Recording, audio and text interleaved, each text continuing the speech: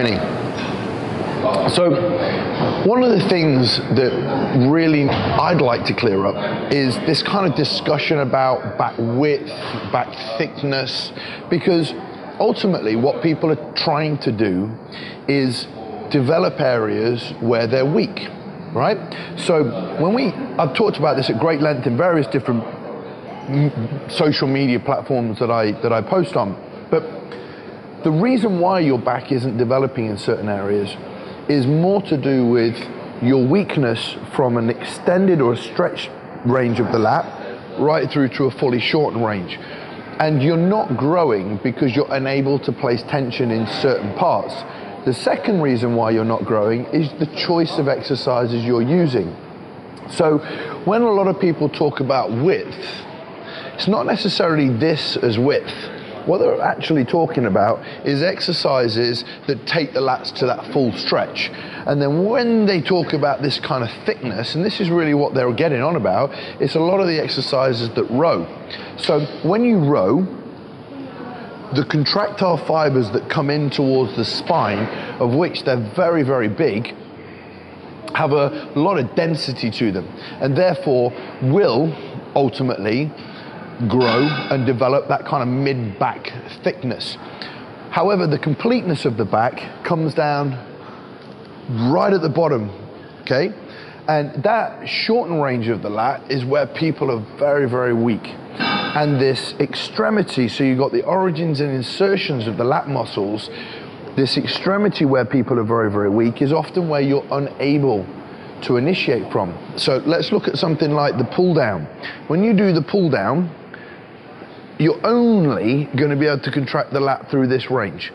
You're certainly not going to be able to contract the lat in the fully shortened range. So when you're training the lat in, say, a pull down movement, you're only really training these upper slight mid fibers, but what you're definitely not doing is getting any of the fibers that pull round towards the spine. So this makes back training not complicated, but really comes down to the fundamentals of can you execute the exercises for the back from the extremities to start with? Can you contract the lat in the fully shortened position? And then can you maintain tension?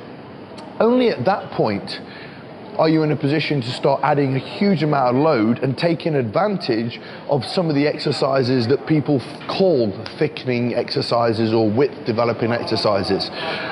Now, if you struggle with what people call width, what they're often referring to, like I said earlier, is this kind of stretched position, this extended position or length and range of the lat. So if all of your exercises are in this position here, you're missing out this part of the lat. So a lot of people do dumbbell rows, seated rows, cable rows of all sorts of variations, but they don't do anything that's kind of pulling from the top.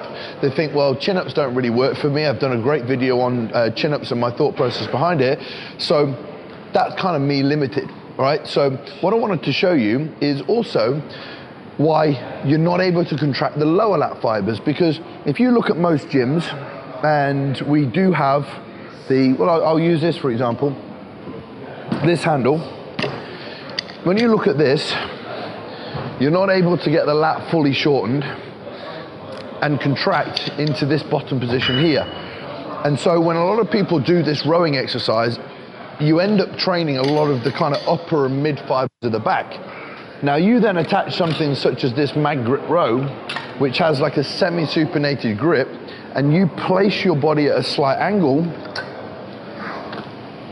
here, and then consciously pull down, you'll now see not only is the angle of the cable coming down towards my lower lats, but I can actually get my arms behind the body and fully shorten my lats. And this is simply by changing the angle of my body, starting to train my lats where I'm actually very, very weak, here. And then I can progress into my workout, if I wanted to, and use the row handle and train a lot of the mid fibers of my back. And then if I'm very, very strong here, I can then look at progressing onto exercises, which I'm going to show you in a second, mag grip pull down or wide grip pull down, to train those kind of stretch fibers or length and range fibers. So sometimes when people say, right, well, Monday afternoon I'm going to do a lot of width exercises, and then Thursday afternoon I'm going to do a lot of thickness exercises, all they're really referring to is the fibers that they're going to train. So it's not me saying that I think that, you know, training for width and training for depth is a load of crap. What I mean is, what they're actually trying to describe is the actual fibers that they're going to train, that ultimately is just training through the full spectrum of the lats. And the reason why people get big lats is because they're leaving no stone unturned. They're training the lats in the shorten range, the mid range, and the lengthen range, and that's what develops the actual fullness of the lat. So I've shown you this one in a way of getting the lats in a fully shortened position, and I will just nip over and have a look at the mag grip pull down on the, or kind of like from a vertical position in that extended or stretched position, and you'll see how we train the extremities a little bit differently. So guys, we've just covered on the seated row machine the way to train the lower lat fibers, and then we talked about the mid fibers, and you can really put that into your program design, because you can start to think, right, where I'm very, very weak, I can train there first, where I'm stronger, I can train there later on in the workout.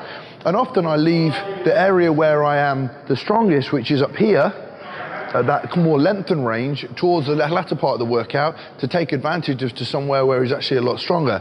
And how I do that is either by using the lat pull down, the wider grip, or using a mag grip pull down. Now, I'll tell you what I'll do. I'll just put the Y grip handle on, because this will allow you to understand what I mean if you don't have the mag grip.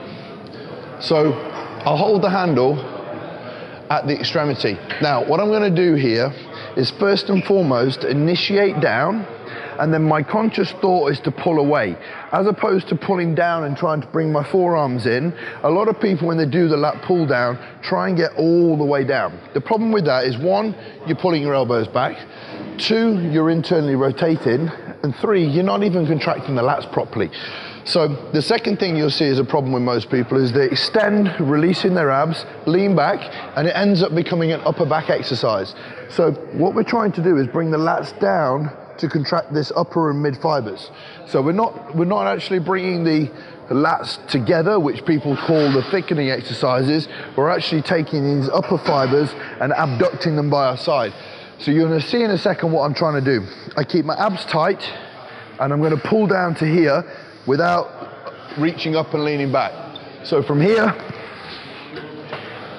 my abs are tight. I depress my shoulder blades, making sure my lats are initiated, and then I'm going to pull down to here, holding my lats, elevating, because that's how I'm going to get my lats lengthened, depressing, so I'm contracting, my abs are tight, and I'm thinking about pulling my elbows away, away, away, away, away, contracting my lats, and then up. If you see people leaning back as they pull, that exercise becomes a row as opposed to a pull down. And now you can see how you can train the lats from that extremity of weakness, mid, right up to the top in the length and range, where the muscle mechanically is naturally stronger. So you're weak here, you're stronger here, and you're very strong here. And that's a way that you can actually start to plan your programming when you use some of the exercises and machines that you have in and around the gym.